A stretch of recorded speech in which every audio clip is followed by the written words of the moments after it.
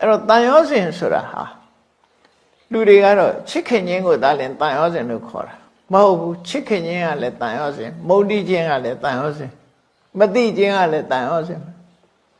တို့ချီနှောင်ထားတဲ့ဟာတွေကျွဲကောင်းအများဖြင့်တန်ရောစ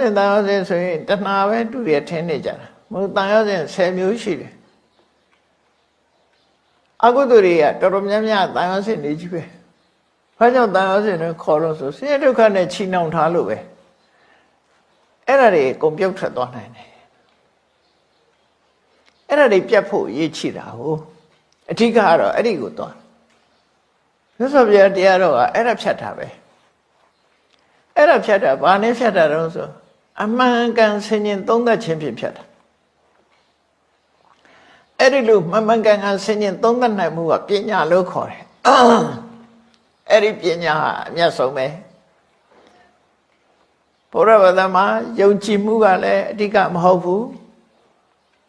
လက်တွေ့သိရှိနားလည်မှုကအဓိကဖြစ်တယ်ဒါကြောင့်မို့မဂ္ဂင်၈ပါးမှာတမ္မာဒိဋ္ဌိ right understanding ဆိုတာအဓိကထားပြောတာနော်မှန်ကန်စွာနားလည်ဖို့အရေးကြီးတယ်မှန်ကန်စွာမြင်တတ်ဖို့အရေးကြီးတယ်မှန်ကန်စွာမြင်ပြီးဆိုမှဒါအခုကအမြင်မှန်ရအောင်ဆင်ញင်တာပဲမစဉ်းစားရင်မသိဘူးစဉ်းစားမှသိတယ်အမြင်မှန်ရအောင်ဆင်ញင်သုံးသပ်ခြင်းဟာဒါတမ္မာဒိဋ္ဌိပဲ